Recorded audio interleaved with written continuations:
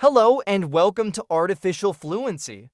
I'm John, and with me today is my co-host Emma. We're excited to bring you a special episode all about English conversation in real life, how actual English speakers communicate in everyday situations, and how that differs from what you might learn in textbooks or language classes. That's right, John. This is a topic we're really passionate about because we've seen so many English learners who can recite grammar rules perfectly, but freeze up in actual conversations. Today, we're going to explore why that happens and provide practical strategies to help you bridge that gap. We'll be covering a lot of ground in the next 45 minutes. We'll talk about the characteristics of real-life English conversations, common challenges learners face, and specific strategies for different situations like casual conversations, professional settings, and even dating or making friends in English. And we've got some fun segments planned. We'll compare textbook dialogues with real conversations, share some listener success stories, and even role-play some common scenarios to demonstrate the principles we're discussing.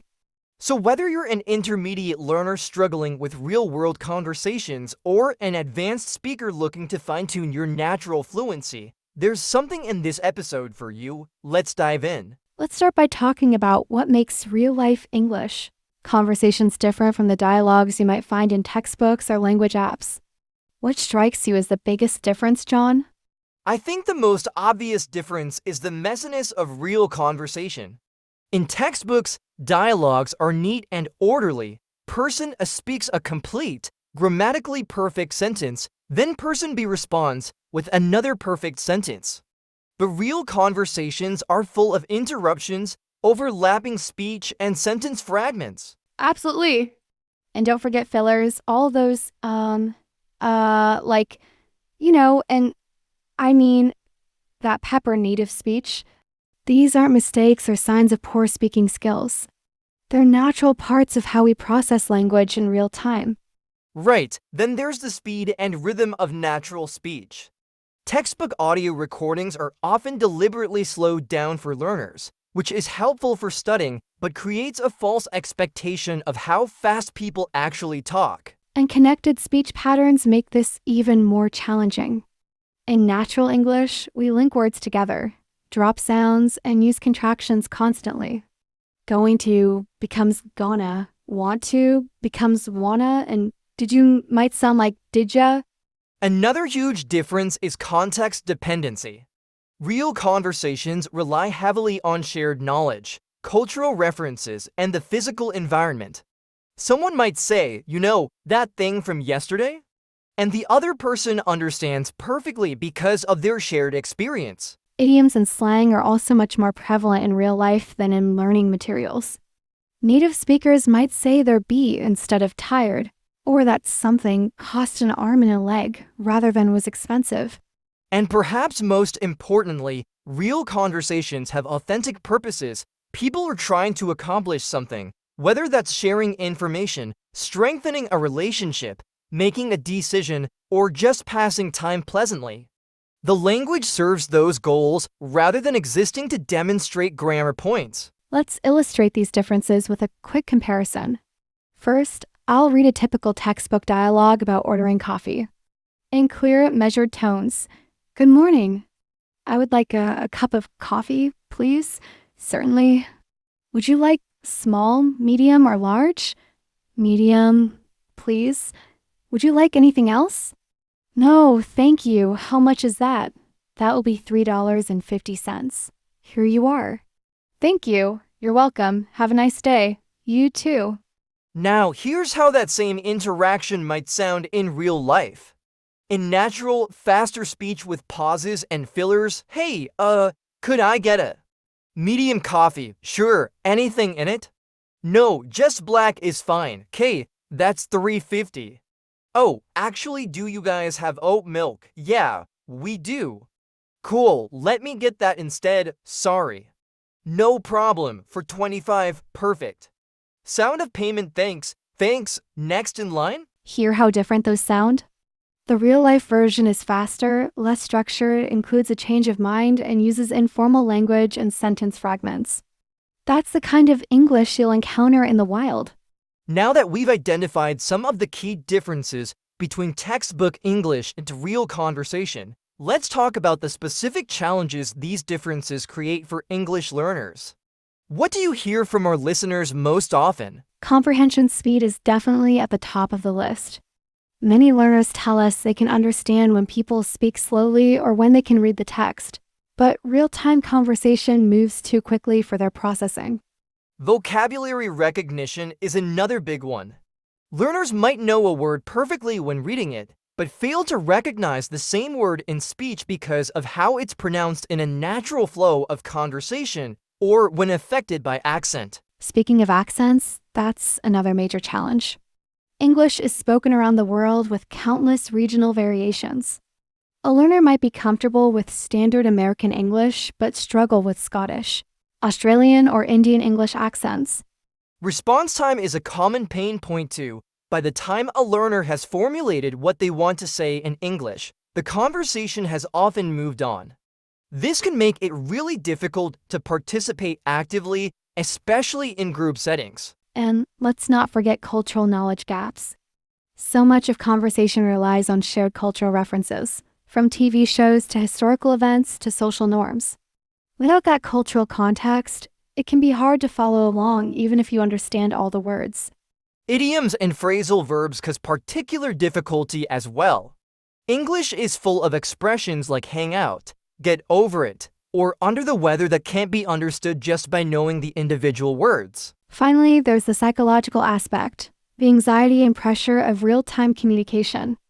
Many learners tell us they know English well in theory, but freeze up when actually trying to use it, especially with native speakers. Let's pause here and listen to a message from one of our listeners about their real-life English challenges. That's such a common experience, and it highlights how these challenges aren't just linguistic, but can have real social and emotional impacts. Absolutely, and what makes this particularly frustrating for learners is that traditional language education often doesn't adequately prepare them for these real-world challenges. The focus tends to be on grammatical accuracy rather than communicative competence. That's why we're going to spend the rest of this episode talking about specific strategies to overcome these challenges and become more comfortable with English as it's actually spoken in real life. Let's start with strategies for improving your comprehension of natural English conversation. This is often the first hurdle. Before you can participate in conversations, you need to understand what's being said. I think the most important thing here is exposure, regular, consistent exposure to natural speech. Your brain needs time to adapt to natural speaking patterns, and that only happens with practice. Exactly, and there are so many resources for this now. Podcasts like ours are great because you can hear extended natural conversation. TV shows, YouTube videos, movies, all these provide examples of how people really talk. But it's not just about passive listening. Active listening strategies can really accelerate your progress. One technique I recommend is shadowing, listening to a short segment of natural speech, pausing and then repeating exactly what you heard, trying to match the pronunciation, rhythm, and intonation. Another effective technique is focused listening. Instead of trying to understand everything at once, listen specifically for contractions, fillers, or connected speech patterns. This trains your ear to recognize these features when they appear in conversation. Transcripts are incredibly helpful tools as well. Watching a scene from a TV show with subtitles, then without, then with again helps your brain connect the written and spoken forms of the language. For learners struggling with different accents, I recommend the accent ladder approach. Start with accents similar to what you're used to, then gradually expose yourself to more diverse varieties of English. There are great YouTube channels specifically devoted to different English accents. And don't forget that comprehension isn't just about the language itself, it's about building cultural knowledge too. Reading news from English-speaking countries, learning about popular culture, and understanding social norms all contribute to better comprehension in context. Let's move on to strategies for actually participating in conversations. What advice do we have for learners who understand English well but struggle to engage actively? The first thing I always tell learners is to build a repertoire of conversation management phrases, expressions that buy you time or help you navigate difficulties. Phrases like, "Could you say that again?" "I'm not familiar with that expression," or "Let me think about that for a moment." Time-bound fillers are especially useful. Saying well or let's see double quotes gives you a few extra seconds to formulate your thoughts without an awkward silence. Having prepared responses for common questions is another helpful strategy. Questions like, "What do you do?" "Where are you from?" or "How's your day going?" come up frequently, so having fluent responses ready can build confidence. For learners who struggle with speaking anxiety, I often recommend starting with more structured interactions where there's less time pressure. Ordering at a restaurant, asking for directions, or chatting with a shopkeeper can be good practice before diving into open-ended social conversations. Small talk skills are essential for English conversation, even though many learners find small talk artificial. Topics like weather, recent events, compliments, or observations about your surroundings can help initiate and maintain conversations. And we can't underestimate the power of body language and active listening signals. Nodding, making appropriate facial expressions, and using feedback sounds like you ha or I see show that you're engaged even when you're not speaking. For more advanced learners, I recommend focusing on turn-taking patterns. Notice how native speakers signal that they're finishing a thought or that they want to continue speaking. These subtle cues help you participate more naturally in the flow of conversation. Now might be a good time to role-play a challenging conversational scenario to demonstrate some of these strategies.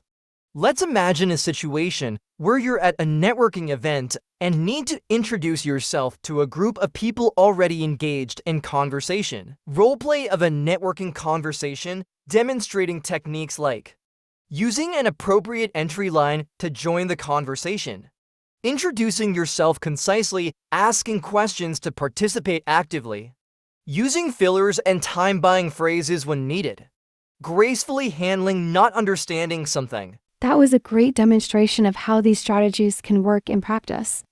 Of course, real conversations are unpredictable, but having these techniques in your toolbox makes you much better prepared to handle whatever comes up. Let's shift our focus now to different conversational contexts.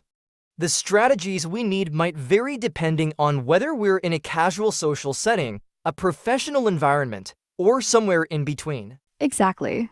Let's start with casual conversations with friends or in social settings. What makes these particularly challenging for English learners? Casual conversation tends to include more slang, cultural references, and humor, which can be difficult to follow. There's often a lot of implicit meaning and inside jokes. Group dynamics add another layer of complexity. Conversations between friends can move quickly, with people interrupting each other or changing topics abruptly. Multiple people might speak at once, making it hard to follow the thread. For navigating these situations, I recommend focusing first on active listening rather than feeling pressure to contribute constantly. It's okay to observe the flow of conversation before jumping in. Looking for opportunities to speak one-on-one with individuals from the group can also help. It's often easier to have a deeper conversation with one person than to try to keep up with group banter. And remember that questions are your friends. Asking about something that was just mentioned shows engagement and gives you a defined role in the conversation. Even simple questions like how do you know each other? Or what did you think of that movie can open up new threads. Now, let's talk about professional or academic context. These present different challenges because the stakes often feel higher. Your career or education might depend on communicating effectively. In these settings, specialized vocabulary becomes much more important. Every field has its own terminology and jargon, which you need to learn to participate fully in professional discussions. Meeting and email conventions are also important to master. Understanding phrases like circle back, touch base, or moving forward helps you navigate workplace communication more smoothly. For academic contexts, the ability to participate in seminars and discussions is crucial. This involves not just asking and answering questions, but also expressing agreement or disagreement respectfully and building on others' ideas. Preparation becomes especially valuable in professional settings. If you know you'll be discussing a particular topic, preparing vocabulary, key points, and questions in advance can boost your confidence significantly.